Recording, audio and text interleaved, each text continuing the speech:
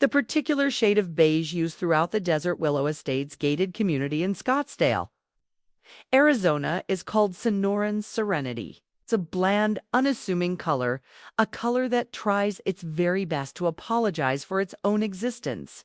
It is the color of quiet surrender. House is painted in Sonoran Serenity. The house to our left is Sonoran Serenity. The house to our right is Sonoran Serenity. The community clubhouse, the mailboxes, even the concrete curbs are all stained to a color that approximates Sonoran Serenity. My husband George calls it 50 Shades of Beige. I think that gives it too much credit. At least has. The decency to be boring. Sonoran Serenity is aggressively, oppressively placid. For the first 10 years of our retirement, this placidity was a welcome comfort. After 40 years of teaching music to teenagers in the chaotic, noisy world of a public high school, I had earned a little serenity. George, a retired civil engineer, felt the same. We had our quiet routine. I had my garden, a rebellious splash of defiant, non-native color in a world of HOA-approved cacti and decorative gravel. George had his workshop in the garage, where he spent his days building beautiful, intricate furniture that was far too interesting to actually be used in our Sonoran Serenity-colored house. We had our health, we had our pensions, and we had each other. It was a good, quiet life. The centerpiece of my own small rebellion, the heart of my quiet defiance, was my fence. It was a simple, white picket fence that enclosed my rose garden. A chaotic and fragrant jungle of David Austins and Queen Elizabeths that I babied with an almost religious devotion. George had built the fence for me on our 50th wedding anniversary. It was only 3 feet high, a charming, purely decorative border. Was, I thought, the most beautiful fence in all of Scottsdale. It was a happy fence. And in the world of Desert Willow Estates, happiness, it turns out, is a clear and flagrant violation. Our little Eden had a snake. His name was Bartholomew Harrington. Until 6 months ago, our homeowners association had been run by a perfectly reasonable retired dentist who believed in a live and let live philosophy. But he had moved away to be closer to his grandchildren, and into the power vacuum had stepped Mr. Harrington. He was a new resident. A man in his late 60s who had recently retired from a long, soul-crushing career as a city zoning commissioner. A man who had spent his entire life telling other people what they were allowed to do with their own property. And he was, it quickly became apparent, a man who was deeply, profoundly, and dangerously bored. He ran for HOA president on a campaign of fear and beige-on-beige rhetoric. He spoke of eroding standards and the critical need to uphold the founding principles of our communities, covenants, conditions, and restrictions. He was, in short, a petty tyrant in a golf shirt. And he was elected in a landslide by a community of terrified retirees who were convinced that a non-approved decorative rock was the first sign of the coming apocalypse. His reign of terror began. Quietly, a week after his election, I found a small, professionally printed card stuck in my door. A friendly reminder from your HOA, it read, "Please be advised that decorative lawn ornaments, as per bylaw 12.4, are not to exceed a height of 18 inches. Your garden gnome appears to be 19.5 inches. Please rectify this violation within 7 days." I looked at the gnome in question, a cheerful, fat little fellow I had named Herbert. He was, indeed, a bit tall for his station. George, a man who believed in the path of least resistance, had simply taken Herbert into the garage and sawed 1.5 inches off his ceramic base. It was a ridiculous, absurd act, but it was easier than fighting. That, I now realize, was our first mistake. We had shown him that we would comply. We had shown him weakness. And a predator like Bartholomew Harrington, once he smells weakness, will never stop attacking. The violations began to arrive with a steady, relentless rhythm. Each one was a new, creative, and deeply insane interpretation of our 300-page book of bylaws. My wind chimes, a gentle, tinkling gift from my daughter, were cited for auditory pollution. My welcome mat, which said "Welcome to the Madhouse," was cited for having an unapproved, whimsical text. My beautiful, vibrant bougainvillea was cited for being a non-native, overly aggressive species of flora.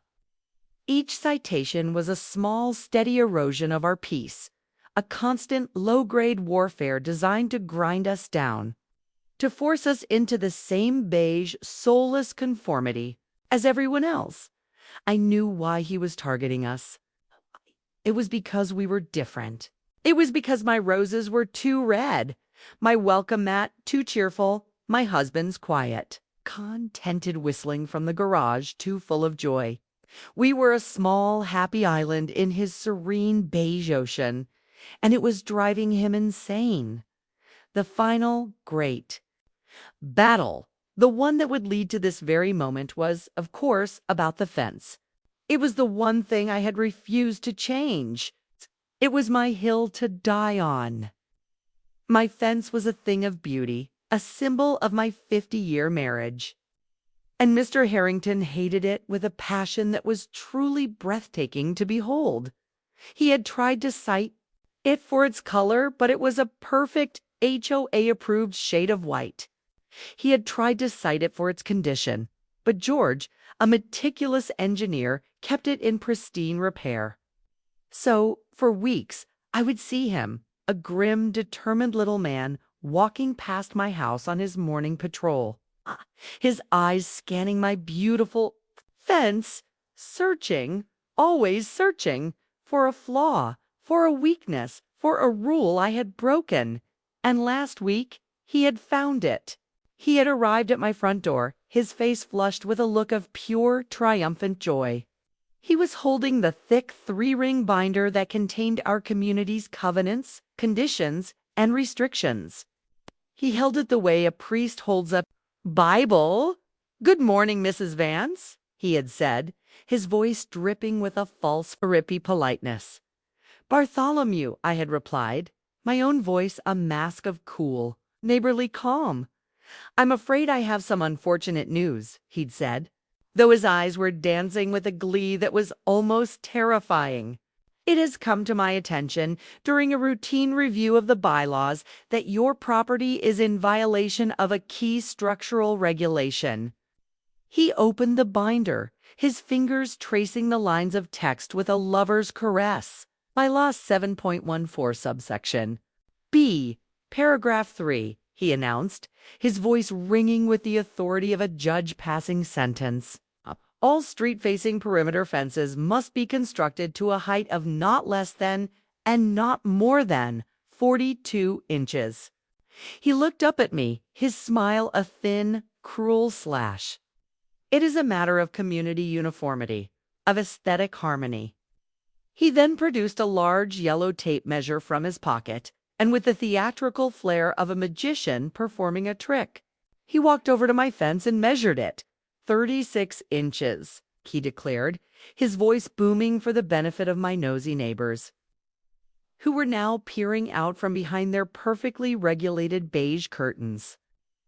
A full 6 inches short, a clear and unambiguous violation, Mrs. Vance. I had just stared at him, my mind a blank. 6 inches. He was going to war with me over 6 inches of air.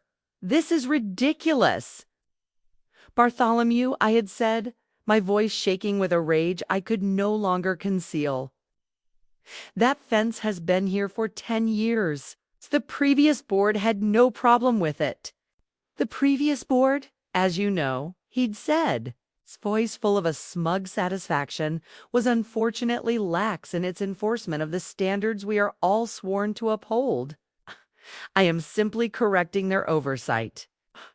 He had a pre-printed form in his hand, a final official citation. "You have 30 days to bring the property into compliance," he'd said, handing me the paper. That means the existing structure must be demolished and a new compliant fence must be erected. Demolished! My fence! My beautiful anniversary gift from my husband! The living frame for my beloved roses! He wanted me to tear it down, and if I refuse? I had asked, my voice a low growl.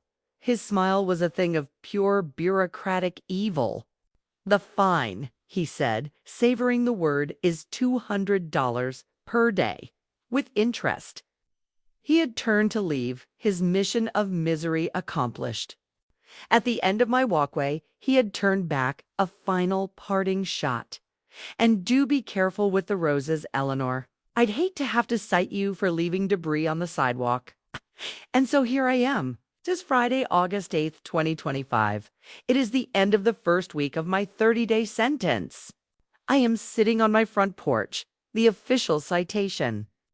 A monument to his petty, tyrannical soul, resting on the table beside me. George is in the garage, a sad, angry silence emanating from his workshop.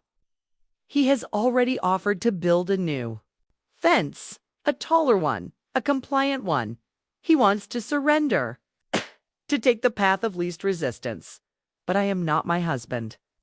I am a woman who spent 40 years conducting orchestras, a woman who learned how to take 100 different, discordant voices and bend them to her will to create a single, beautiful harmony. And Bartholomew Harrington was the most discordant voice I had ever encountered. He wanted me to play his song. He wanted me to march to the beat of his tiny, beige, and utterly soulless drum. I look at the citation in my hand. It is full of rules. He loves his rules. He worships them. And in that moment, a new and deeply, wonderfully, maliciously creative idea begins to form in my mind. A new composition, a new symphony. He wants me to follow his rules. Oh, I will follow them. I will follow them with a precision, a passion, and a creativity that he cannot possibly imagine. He has handed me his rulebook, his sacred text. No idea I am about to use it to compose his own personal and very, very public funeral march. The overture is over. It's time for the first act of the opera to begin. The morning after the citation arrived was a grim, silent affair. The official threatening letter sat in the middle of our kitchen table like a dead scorpion, its venomous presence poisoning the cheerful, sun-drenched room. George and I sat across from each other, nursing our coffees, the silence stretching between us, thick and heavy with unspoken arguments. George, my dear, pragmatic and infinitely patient husband of 50 years, was a man who viewed conflict as an engineering problem to be solved with the most efficient, logical solution. I, on the other hand, was a woman who had spent 40 years convincing teenagers that a tuba was a beautiful and noble instrument. My entire life was a testament to the power of fighting for the beautiful and illogical. I'll just build a new one, George said finally, his voice a low, defeated rumble. He stared into his coffee cup as if it held the answer to the universe. I can get it done in a weekend, 42 inches. We'll paint it white. He wins. We get our peace. And quiet back. It's the simplest solution. I looked at him, at my wonderful, sensible, and completely maddening husband. No, I said, my voice quiet but firm. He looked up, a weary resignation in his eyes. Ellie, don't. Not this time. He's the president of the HOA. He has the rulebook on his side. This is not a battle we can win. He's a bully, George, I countered, my own voice rising with a passion I hadn't felt in years. A petty, miserable little man who has mistaken a 3-ring binder for a holy text. And what do you do with a bully? You don't give him your lunch money and hope he goes away. You stand up to him. You punch him in the nose. We are 72 years old, he said, his voice now rising to match mine. We are not punching anyone in the nose. I'm not spending our golden years, the years we are supposed to be enjoying our retirement, in a protracted, pointless, and expensive legal battle with a man who has an encyclopedic knowledge of residential fence regulations. He was right, of course. A legal battle was a fool's errand. But surrender felt worse. It felt like a betrayal of everything I believed in. I looked out the window at my beautiful, defiant, and technically illegal fence. The climbing roses were in full shameless bloom, a riot of crimson and pink. Tearing it down felt like an act of vandalism against my own soul. There's another way, I said, the idea beginning to form. We don't have to sue him, and we don't have to surrender. We can fight him on his own turf, or in the court of public opinion. We can appeal to the board. George let out a short, humorless laugh. The board. Ellie, the board is a collection of his own pet poodles. They'll vote for whatever he tells them to vote for. Maybe, I conceded, but we have to try. We have to do it the right way first. We have to show everyone that we are being reasonable and that he is the one being a tyrant. We'll write a petition. We'll get our neighbors to sign it. I will prepare a speech. I will appeal to their sense of community, of fairness, of simple human decency. If we can just get them to listen. George looked at me, at the stubborn, hopeful fire in my eyes, and he sighed, the sound of a man who knew he was beaten. He had been losing this same argument in various forms for 50 years. All right, Ellie, he said, a faint, fond smile on his face. All right, we'll fight your beautiful, pointless, and doomed battle. We'll do it your way. He stood up and took our coffee cups to the sink. But when it all goes to hell, he said, his back to me, I'm building the damn fence. The next 2 weeks were a flurry of grassroots political activity. I, Eleanor Vance, retired music teacher, became a community organizer. I drafted a petition, my words a carefully composed blend of neighborly warmth and legal reason. We, the undersigned residents of Desert Willow Estates, do hereby attest to the aesthetic, beauty, and structural integrity of the fence at 12 Sunflower Lane.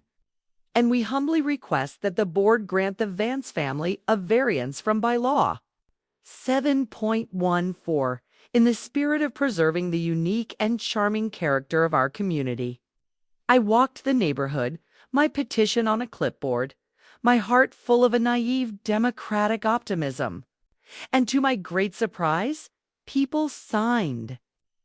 My immediate neighbors, a lovely couple who admired my roses, the family across the street, who George had helped fix their leaky sprinkler system. Dozens of them. They would lower their voices looking over their shoulders for Harrington's golf cart, and then they would quickly sign their names. He's a menace, that one, they'd whisper. It's about time someone stood up to him. Good for you, Eleanor. I prepared for the board meeting like a lawyer preparing for the Supreme Court. I put together a binder of my own, filled with beautiful sun-drenched photographs of my fence. I had letters of support from the previous HOA president, I wrote. My speech, a soaring, heartfelt appeal to common sense and common decency. I was ready. I was hopeful. I was, in retrospect, complete and utter fool. The HOA board meeting was held in the community clubhouse, a room that somehow managed to be both cavernous and claustrophobic at the same time.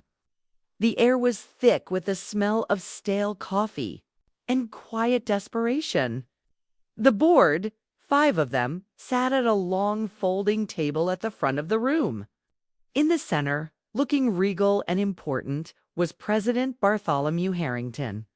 His 4 board members, 2 men and 2 women, who all had the terrified, coffinic look of junior executives in the presence of a volatile CEO, sat beside him. The meeting began with a tedious, 13-minute argument about the approved shade of beige for mailbox replacement posts. It was a soul-crushing display of the depths of human pettiness. And then my item on the agenda was called Appeal of Violation Number 714B, Vance, 12 Sunflower Lane. I walked to the small podium, my binder in my hand. I smiled at the board. A warm, friendly, and completely unreciprocated smile. I began my speech. I spoke of the history of our home, spoke of my husband, building the fence with his own 2 hands. I spoke of the beauty of the roses, of the joy the garden brought to our neighbors. I spoke of the spirit of the law versus the law terra, of the law. I spoke of community. This fence, I concluded, my voice full of a genuine, heartfelt emotion, is not just a structure. It is a symbol of a long and happy life lived in this community. And I ask you, members of the board, to look into your hearts and to grant us the simple variance that will allow this small, beautiful piece of our home to remain. I finished, my heart pounding. I thought I had done well. My argument was reasonable, emotional, and compelling. A few people in the small audience of residents were nodding in agreement. Then Bartholomew Harrington stood up. He did not look at me. He looked at the board and at the audience. "Thank you, Mrs. Vance," he began, his voice a cold, flat drone for that. Very passionate appeal. He opened his own, much thicker binder. "However, we are not here tonight to discuss feelings. We are here to discuss facts. We are here to discuss the covenants, conditions, and restrictions to which we have all, as homeowners, legally agreed to be bound." He then proceeded for the next 15 minutes to systematically, brutally, and joyfully dismantle my entire life. He did not use emotion. He used the cold, hard, and unforgiving language of the rulebook. The petitioner, he said, using the formal dehumanizing term, speaks of community character. But I would direct the board's attention to Article 3. Section 2, which clearly states that the primary duty of this association is to preserve and enhance property values through the consistent and uniform enforcement of aesthetic standards. Uniformity, members of the board, it's not unique and charming character. Uniformity is the very bedrock of our property values. He went on. The petitioner speaks of her neighbor's approval.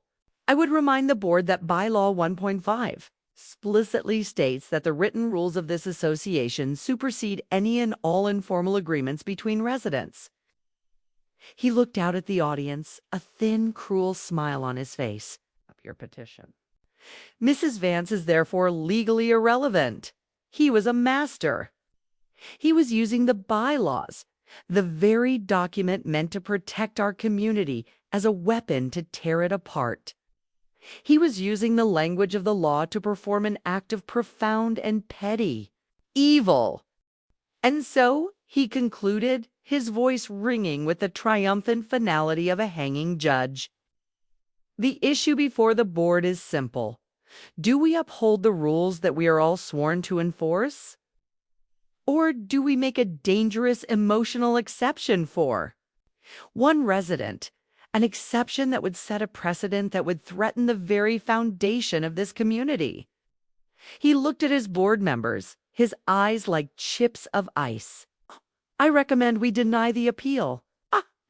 The vote was, as George had predicted, a formality. One by one, the 4 terrified poodles on the board voted to deny my appeal. The vote was unanimous. The petition was denied. My heartfelt speech, my beautiful photos, my entire reasonable case set was all for nothing. I had been publicly, procedurally, and completely humiliated. I had walked into a battle of ideas and emotions, and I had been gunned down by a man, armed with a 3-ring binder and a soul made of beige concrete. The next week was a dark one. George started pricing out lumber for the new compliant fence. I had lost the will to fight. The bully had won. The system had crushed me. I spent my days listlessly weeding my garden, the beautiful, vibrant roses now feeling like a sad, tragic reminder of my own failed rebellion. It was on a rainy Thursday afternoon that my own rebellion was reborn. I was sitting at the kitchen table, staring at the thick, hateful, 300-page book of HOA bylaws, the one they had given me at the board meeting. I was looking for something, anything, a loophole, another path. Oh, but it was a fortress of legalistic jargon, a perfect, impenetrable prison of rules. I was ready to give up, to surrender to the beige, to let George build the stupid 42-inch fence. And then I found it. I was reading, for the 10th time, the single, hateful paragraph. That was the source of all my misery. Bylaw 7.14, subsection B, paragraph 3. I read it slowly, my finger tracing the words. A habit from my years of teaching music scores. All street-facing perimeter fences must be constructed to a height of not less than, and not more than, 42 inches from the established ground grade. All fence posts and panels must be painted a uniform shade of white pre-approved shade, Desert Purity White, Pantone 7506C. The fence must be set back no less than 24 inches from the public sidewalk. I read it again and again, and then I saw it. Or rather, I saw what wasn't there. The rules specified the height. With excruciating tyrannical precision, it specified the color. With a ridiculous, pretentious specificity, it specified the placement, down to the inch. But it did not, anywhere, in any of its dense, jargon-filled, and utterly insane prose, specify what the fence had to be made of. The oversight was so small, so simple, and so completely, utterly, and gloriously fatal. He had been so obsessed with the height and the color, he'd forgotten to write a rule about the one thing that truly mattered.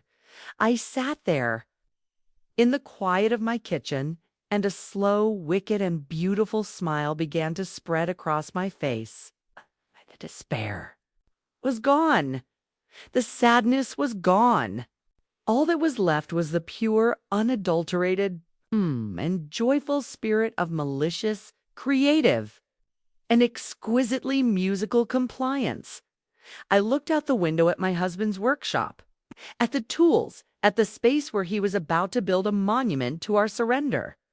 And then I looked at the sheet music for a particularly chaotic Stravinsky piece. I had been studying. Bartholomew Harrington had given me his rulebook. He'd given me his tempo, his key signature, his precise, rigid, and boring set of notes.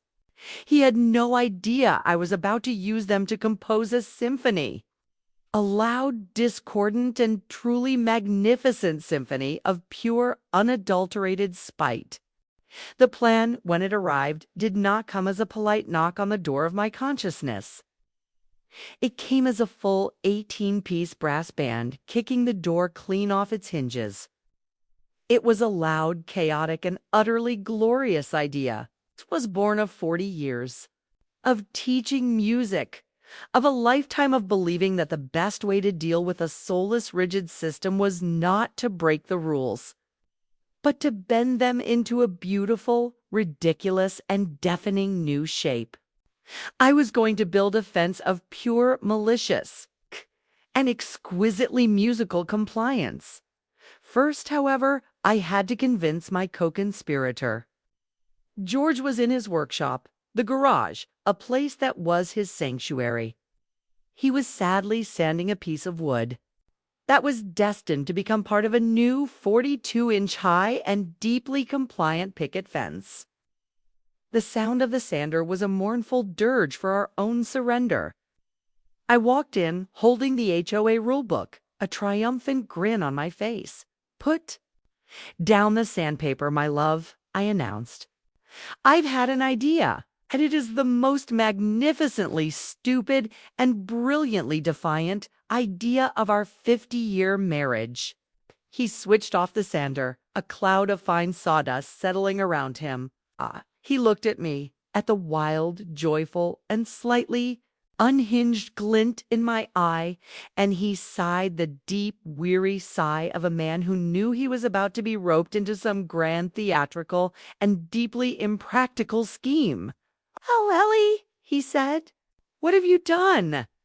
I laid the rulebook on his workbench, open to the page on fences. I pointed to the fatal, beautiful, and glorious loophole. Explained the absence of a single crucial word, material.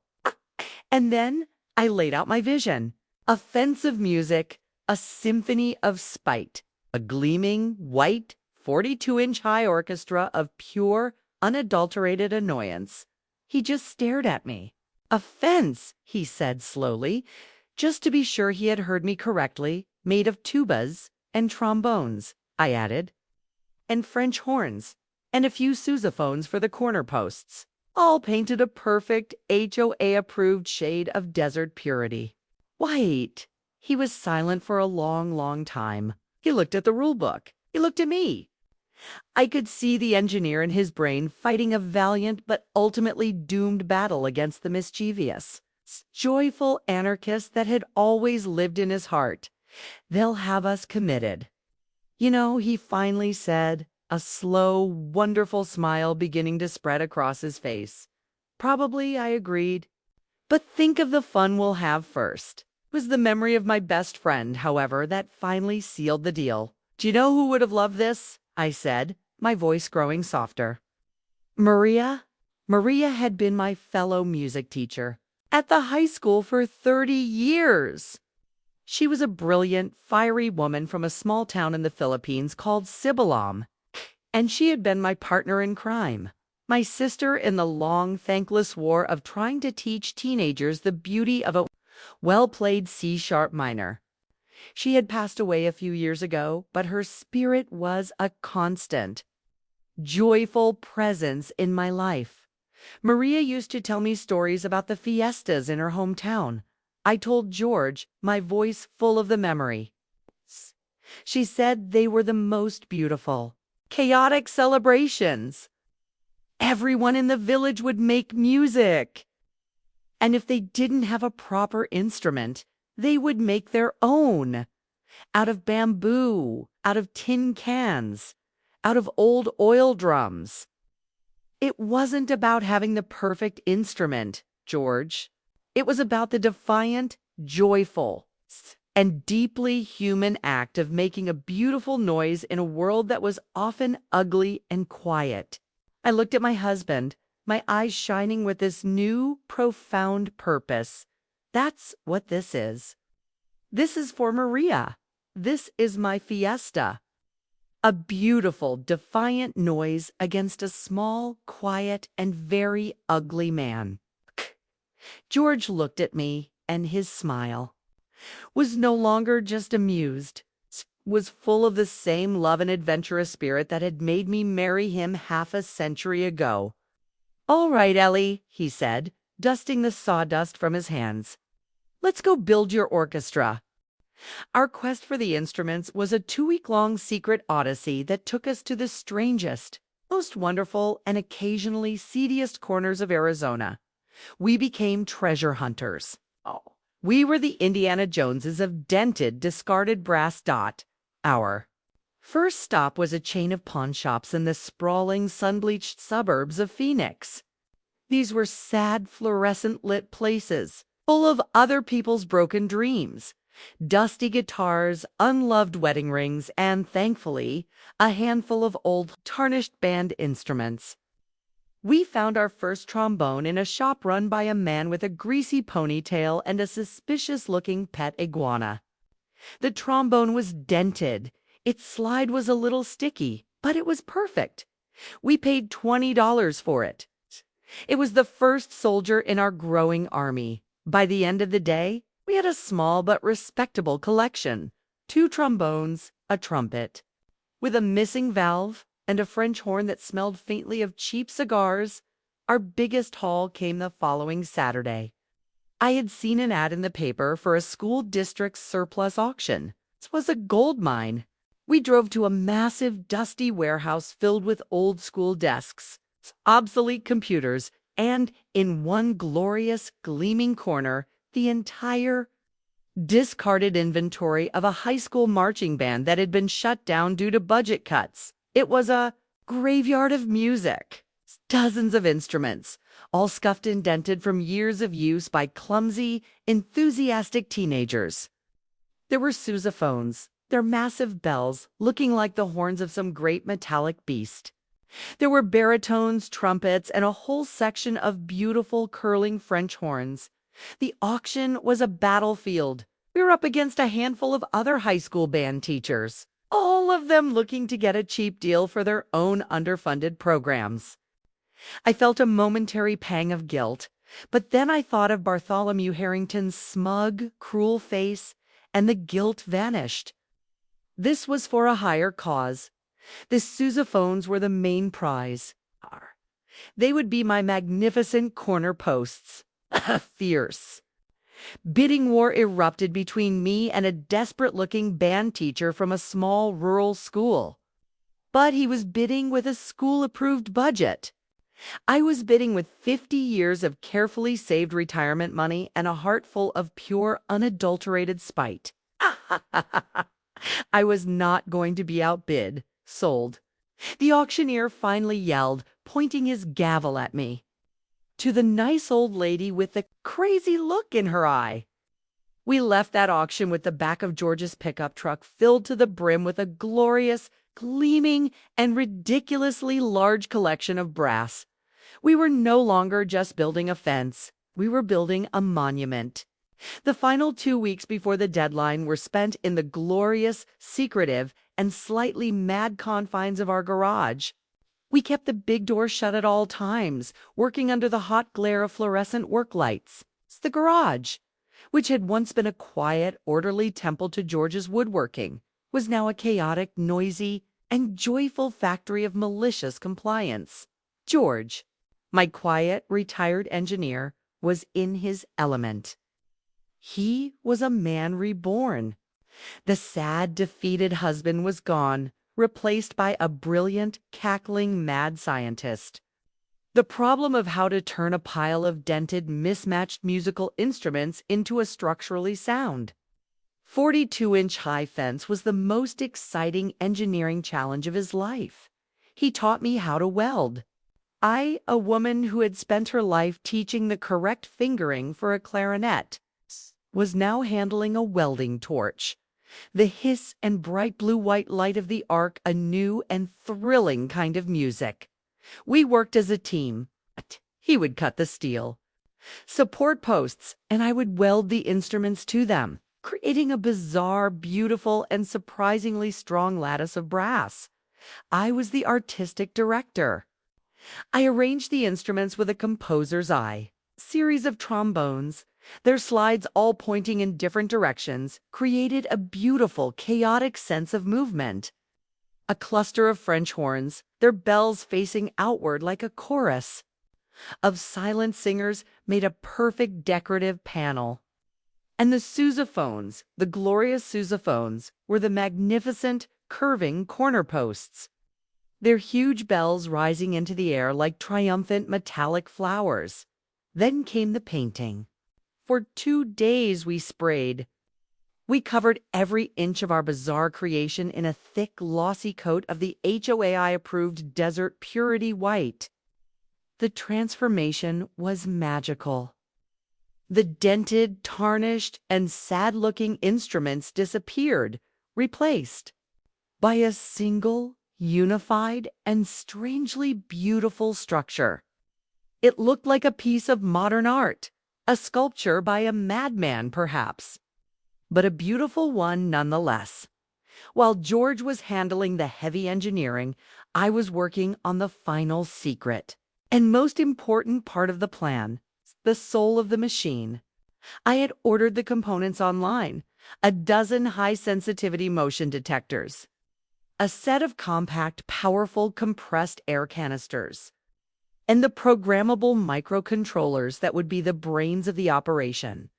I sat at my old music tech workbench, a place where I had once repaired my students' broken electric keyboards, and I went to work. I programmed the controllers with a simple, beautiful, and deeply evil piece of code.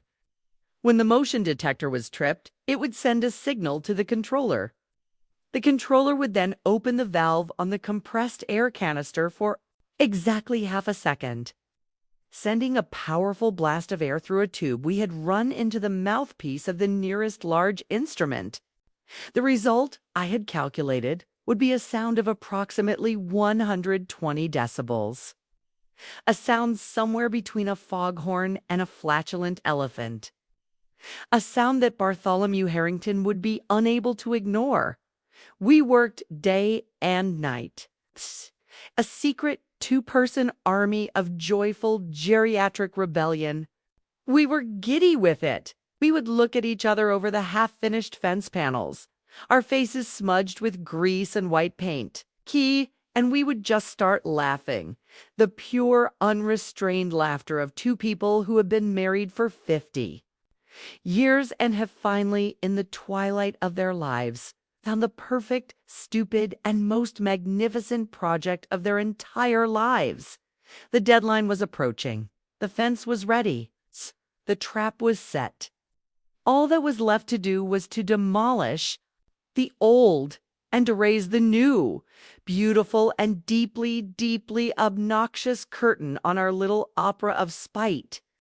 The final week of our 30-day sentence arrived with the unrelenting blaze of the Arizona sun.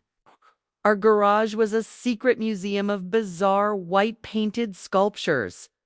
Our bodies ached with a satisfying weariness we hadn't felt in years, and our hearts were filled with the giddy, slightly unhinged joy of two senior citizens who were about to engage in an act of profound and beautiful suburban terrorism. The orchestra was built. It was time to install it on the stage. Our first task, however, was a solemn one: the demolition. We had to tear down the old world to make way for the new. We spent an entire morning carefully, lovingly, detaching the climbing rose vines from our old picket fence. We pruned them, wrapped their roots in burlap, and set them aside in the shade, a promise of a future resurrection. Each snip of the shears felt like a pang in my heart. This was the fence George had built for me. This was the frame for the beautiful, fragrant art I had spent a decade creating.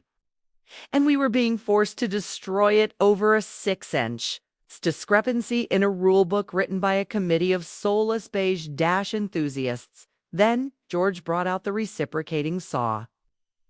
With a grim, determined look on his face, he made the first cut. The sound of the saw blade tearing through the wood was a screech of protest. One by one, we dismantled the panels, the pickets that had stood guard over my roses for a decade. We stacked the pieces neatly by the side of the garage. It was a funeral, and of course, Bartholomew Harrington chose that exact moment to make his daily patrol. He drove by in his golf cart, slowing to a near stop to watch us. He didn't wave. He didn't speak. He just watched us tear down our own beautiful fence, a smug, triumphant smirk on his face. It was the look of a predator, enjoying the sight of its wounded prey. He thought he had one. He had no idea we were not dying. We were simply clearing the stage for the second act of our opera, and the second act was going to be a whole lot louder. The installation took 4 long, glorious, and very public days. It was the most satisfying and joyful work of my entire life. On the first day, we set the posts. George, my brilliant retired engineer, was in his element. He had a laser level, a gas-powered post-hole digger, and a look of intense, joyful focus on his face. This was not a chore. This was a high-stakes engineering project. Every post had to be perfectly plumb, perfectly spaced and set in a perfectly mixed bed of concrete. The uniformity that Harrington so cherished was about to be used against him. Our fence, our bizarre, chaotic, musical fence, would be the most structurally sound and geometrically perfect fence in the entire history of Desert Willow Estates. The neighbors, of course, were watching. The sight of two septuagenarians operating heavy machinery was a major event in our quiet, beige world. They would come out onto their lawns, their faces full of a curious pity. They thought we were just two sad, old people struggling to comply with the tyrannical whims of the HOA. They had no idea we were building a weapon.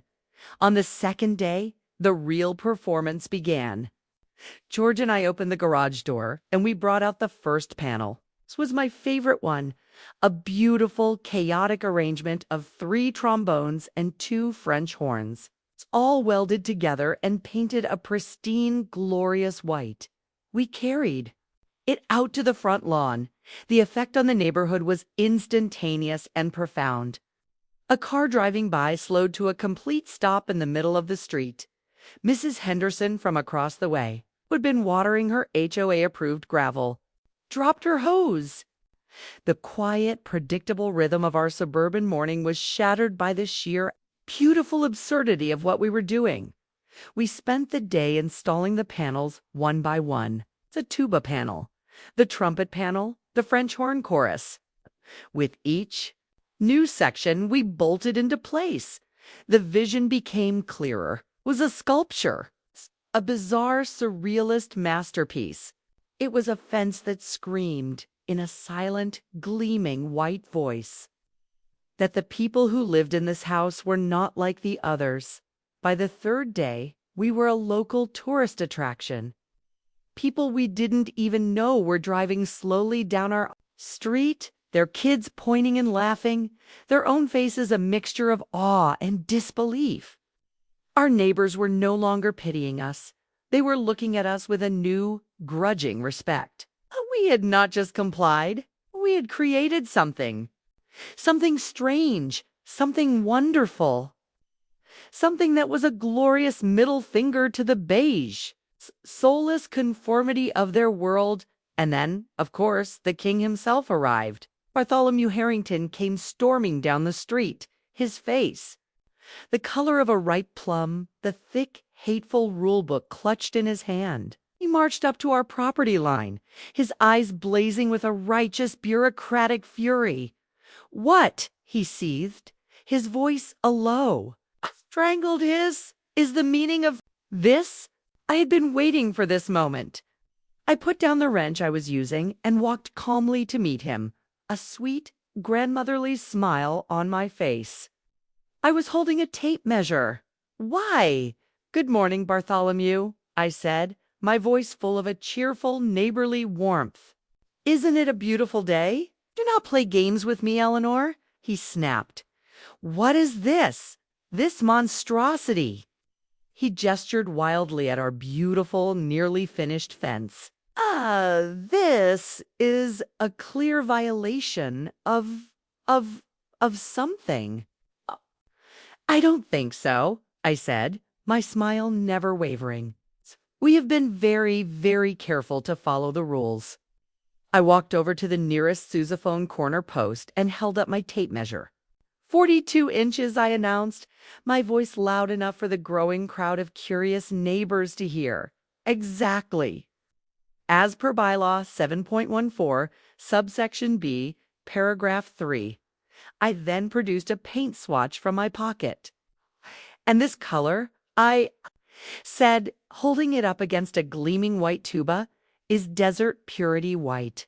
Pantone 7506. See a perfect match." He stared at me, his mouth opening and closing like a fish. He began frantically flipping through the pages of his rulebook, his fingers trembling with rage. He was looking for the word, the one simple, crucial word he had forgotten. The word material.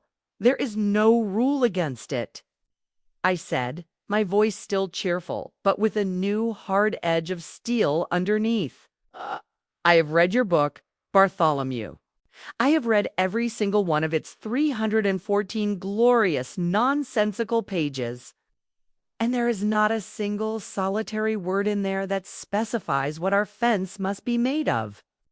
So we have chosen to make it of brass. Is there a problem? I stood there, his face a beautiful, chaotic canvas of pure, impotent rage.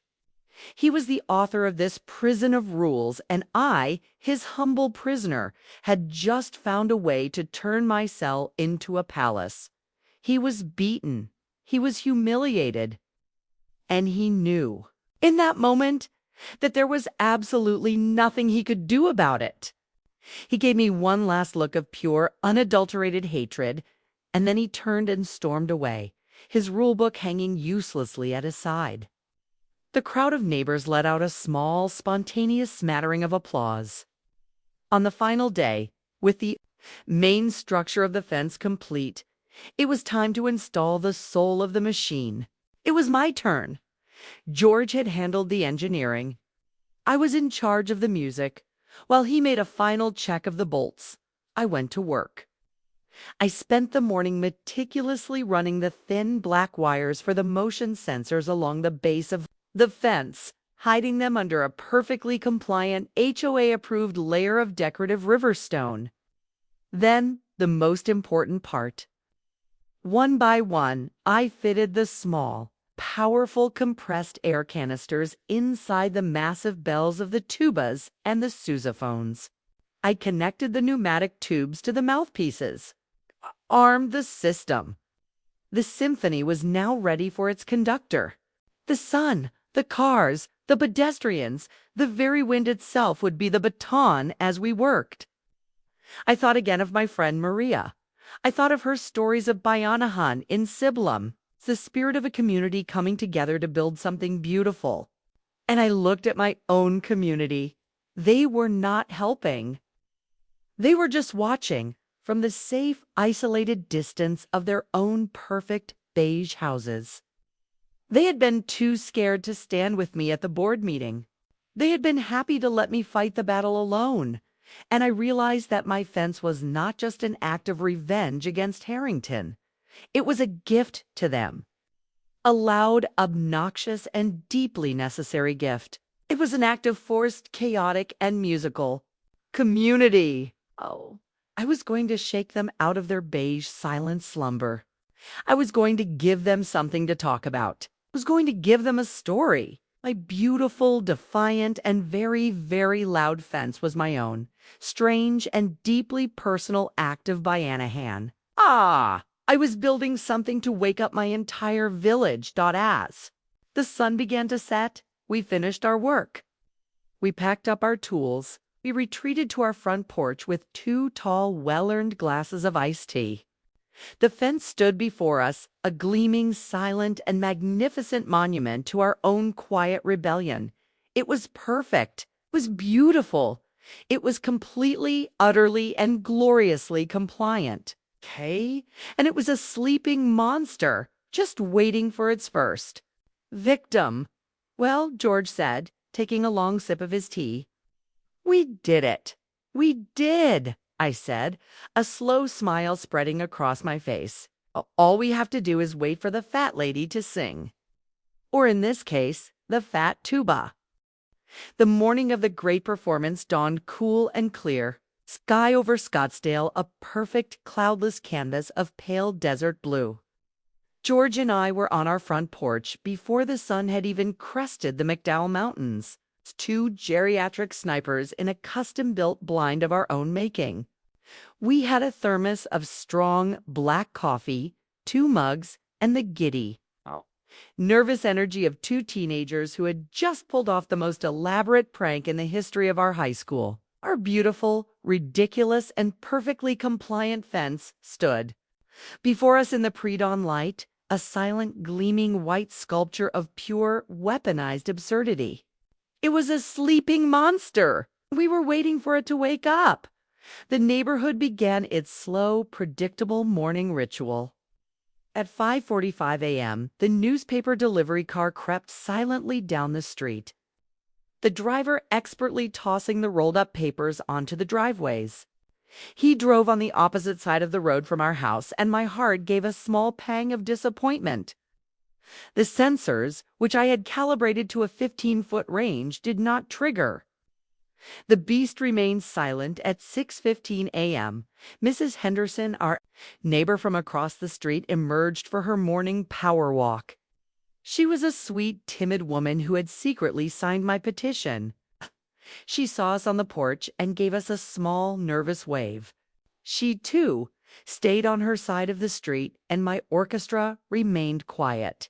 I began to feel a cold, rising dread. What if I had been too clever? What if I had made the sensor range too short? What if, after all our work, our glorious symphony of spite was destined to be a silent film? "Patience, Ellie," George murmured, as if reading my mind. He patted my hand. "The conductor is late for his own premiere. But he will be here." And then, at precisely 6:30 a.m., as he did every single morning, the conductor arrived. Bartholomew Harrington. He appeared at the far end of our street, a short, stout, and deeply self-important figure in a crisp white polo shirt and khaki shorts. He was power walking, his arms pumping, his face a mask of grim, tyrannical determination. He was not just exercising, he was patrolling his kingdom. And he was walking on our side of the street, the perfect, predictable target. Showtime. I whispered, my heart pounding against my ribs. George and I both leaned forward in our chairs, our coffee mugs held halfway to our lips. He approached. He was still 100 feet away, then 50. He was now directly in front of our next-door neighbor's house. He was looking straight ahead, his gaze pointedly ignoring our new bizarre fence. He was pretending it didn't exist. 20 feet. Now 10. He was about to cross the invisible line of our property.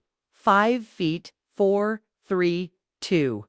He entered the kill zone. The first motion sensor, the one I had hidden in the decorative gravel at the base of the magnificent sousaphone corner. Post triggered. The sound that erupted from the bell of that sousaphone was not a gentle musical note. It was a deep, flatulent, and bowel-shakingly loud bois-amp. It was the sound of a dyspeptic elephant dying, amplified to the volume of a jet engine. The effect on Bartholomew Harrington was instantaneous and glorious. He leaped a full foot.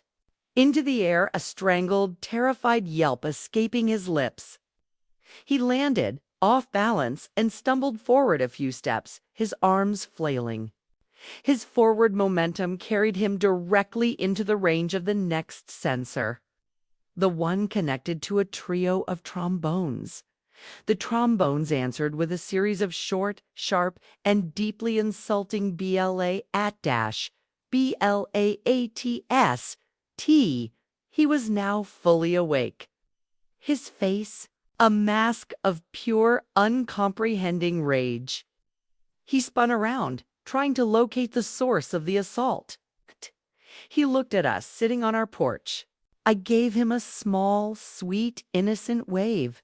His face turned a shade of crimson I had previously only ever seen in my own rose garden. He opened his mouth to scream at us, but as he took a step forward, he triggered a third sensor. This one wired to a chorus of French horns. They unleashed a cacophony of comical, off-key honk-honk-honks. It's the sound of a flock of dying metallic geese. It was in that moment that a stray cat, terrified by the initial blast, shot out from under a bush and sprinted the full length of our property line. It was a small, furry, and deeply chaotic conductor's baton.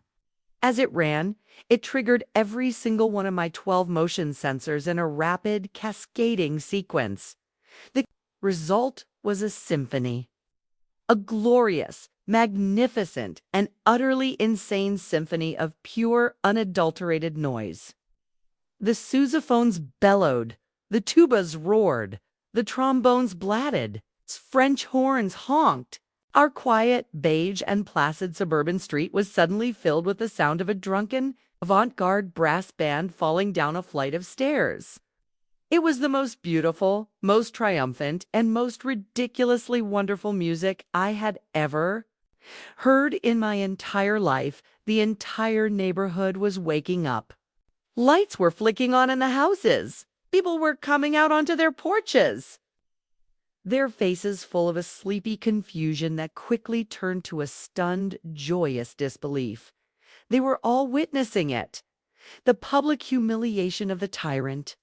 Bartholomew Harrington was standing in the middle of our sidewalk alone, being assaulted by a phantom orchestra of his own making, a prisoner in a cage of pure, weaponized sound. His reaction was everything I had dreamed it would be. For a full minute, he was paralyzed, frozen in a state of apoplectic rage. As the fence continued its relentless, chaotic performance, then he began to scream. It was a string of furious, impotent curses, completely drowned out by the triumphant roar of a particularly well-placed tuba. He tried to approach the fence to find the source of the noise, but every step he took in any direction only triggered a new wave of beautiful, brassy chaos. Finally, he did the only thing he could do. Kay turned and fled. He did not power walk. He ran.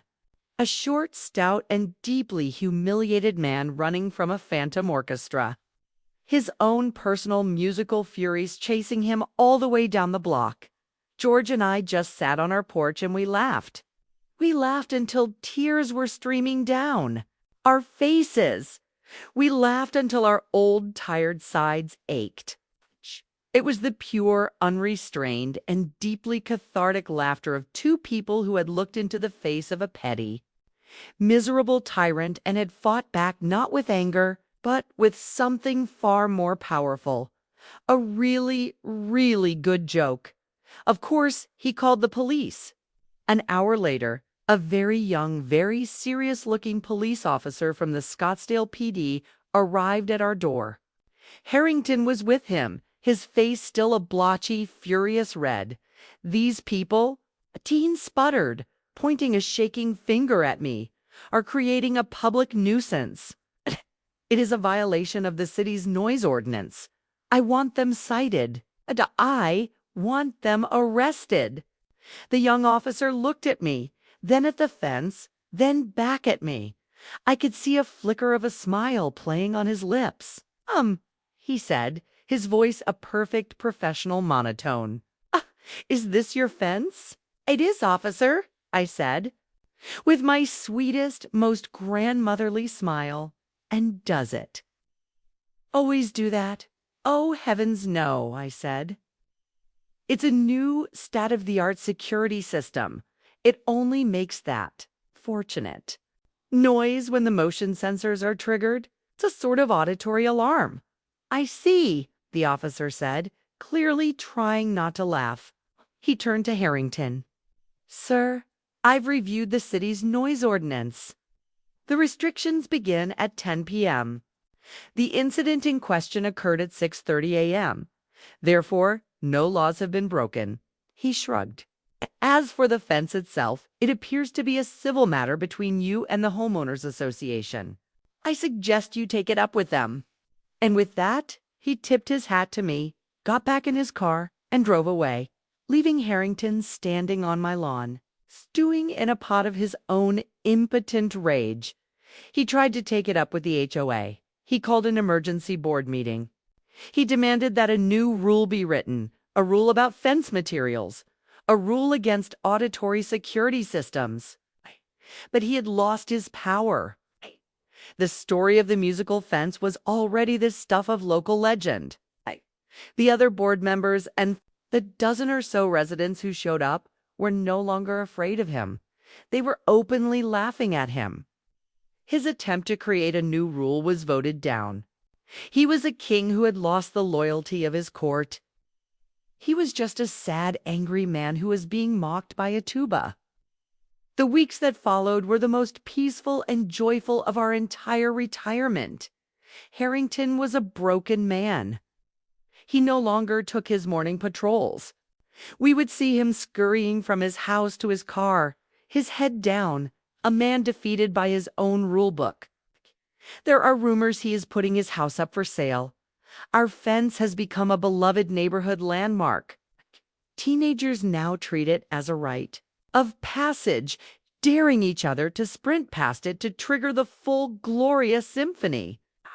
The Amazon delivery driver has learned to toss our packages from a safe distance of 16 feet. The neighborhood children have given the sousaphones names. This morning I sat on my porch, a fresh cup of coffee in my hand. The fence was quiet, the sun was shining, and my roses were in full, magnificent bloom. I was on a video call telling the whole story to a dear friend of my late friend, Maria, a woman who still lives in Sibilum. When I got to the part about the cacophony of the tubas, she was laughing so hard she had to wipe away tears. "I knocko," she said, her voice full of a familiar, joyful music. Maria would have loved that. She would have said you threw a true Filipino fiesta right there in the middle of Arizona. I looked at my beautiful, ridiculous, and profoundly defiant fence. She was right. It was a fiesta, a celebration of joy, of creativity, of the deeply human need to make a beautiful, loud, and triumphant noise in a world that so often demands our silence. My revenge was complete, but it felt like something more. It felt like I had not just defeated a bully. I had brought a little bit of my best friend's beautiful, chaotic, and musical soul back to life, and that was a victory worth singing about. The month following the premiere of my Symphony of Spite was the most popular and least peaceful of our entire retirement. A quiet little house on Sunflower Lane had become a local landmark, a minor pilgrimage site for the bored and mischievous. Teenagers would drive by late at night, honking their horns in solidarity before speeding off, setting off a fresh wave of chaotic, brassy salutes. The local news had run a segment on the tuba fence of Scottsdale, turning my small, private war into a statewide curiosity. Bartholomew Harrington was a ghost. His daily patrols had ceased entirely. We would only see him scurrying from his front door to his car, his face a permanent mask of grim, impotent fury. 2 weeks after the incident, a for sale sign was pounded into his perfectly manicured lawn. The king was abdicating his throne. He had been defeated not by an army or a lawsuit, but by a B-flat. George and I had won. Our victory was total. We would sit on our porch in the evenings, Kay watching the occasional tourist take a selfie with our ridiculous, beautiful fence, and we would feel a quiet, smug satisfaction. But as the days turned into weeks, the satisfaction began to feel hollow. The joke was still funny, but its purpose was gone. The target of my magnificent, malicious prank was leaving. The orchestra had been built for an audience of one, and that audience was packing his bags. What do you do with a weapon of spite after the war is over? The answer, as it so often did in my life, came from a connection to my dear departed friend, Maria. I was on a video call with her younger sister, Tess, who still lived in our beloved Maria's hometown of Sibilum in the Philippines. I had told her the entire glorious story of the fence. And she was crying with laughter, her voice a warm, happy sound that filled my quiet Arizona living room. "I ate Eleanor," she said, wiping a tear from her eye. Oh, Maria would have loved that story more than anyone. She would have said you were a true Filipino fighter. "She was the real fighter, Tess," I said, my voice growing soft. I was just being mischievous." "No," Tess said, her expression turning serious. She would have understood. All her life, she fought for her little music program at the school in Sabellum. She fought the school board for every peso. She bought broken violins with her own money and taught herself how to fix them. She believed that music was not a luxury, but a necessity, a way for the children to have a voice. "Ah," she sighed, a sound of deep, weary sadness. "It has not been the same since she is gone. The program, it struggles. There is no money. The children have no one left to fight for them." We finished our call, and I sat there in the quiet of my living room, the echo of her words ringing in my ears. The children have no one left to fight for them. I looked out the window at my fence, my beautiful, expensive, and deeply frivolous monument to my own petty war. I had spent thousands of dollars and weeks of my life, all to annoy one miserable man. It had felt so important, so righteous. But in the light of a struggling music program in a small town half a world away, my grand victory suddenly felt small, selfish. I had built a magnificent instrument of revenge. But Maria, my dear Maria, would have known that the true purpose of any instrument is not to make a noise of anger, but to create a sound of hope. And in that moment, a new idea, a better idea, an idea that felt like it came not from me, but from the ghost of my friend, began to form in my mind. The performance was not over. It was time for the encore, a concert. George asked, his eyebrows shooting up into his hairline.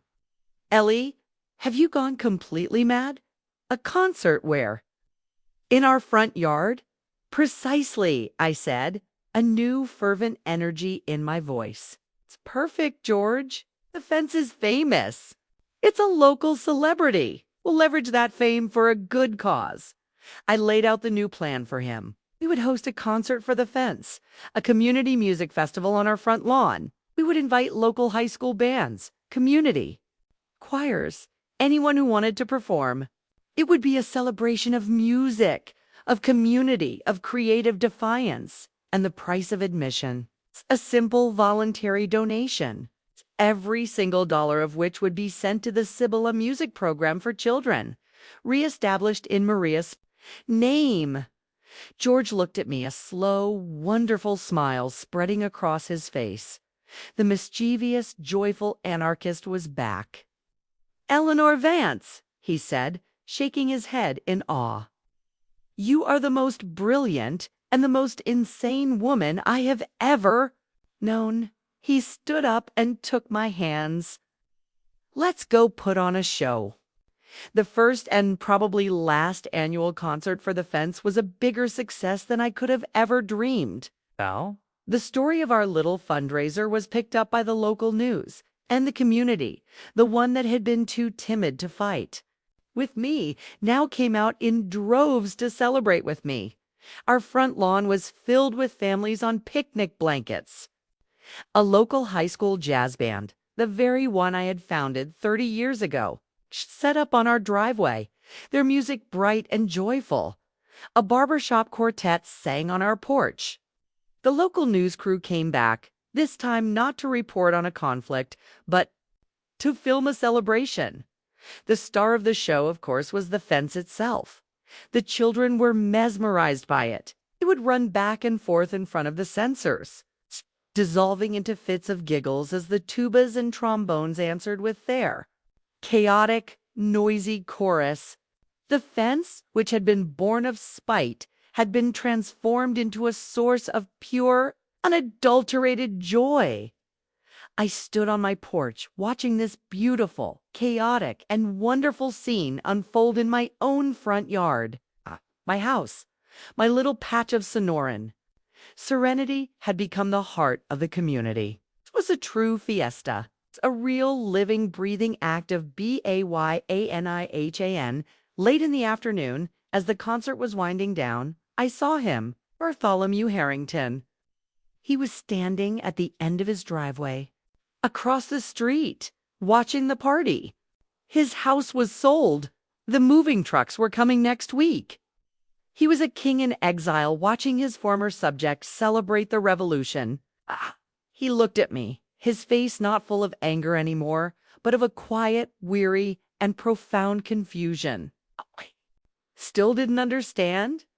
He would never understand. The concert raised over $20,000. The next morning, I sat at my desk and I wired every single cent to a new bank account I had opened for the Maria Reyes Memorial Music Fund of SIBALOM.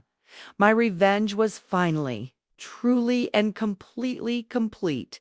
But it was no longer a revenge. Had transformed into something better, something purer. The most beautiful music my fence ever made was not the loud, discordant blast that had sent Bartholomew Harrington running in terror.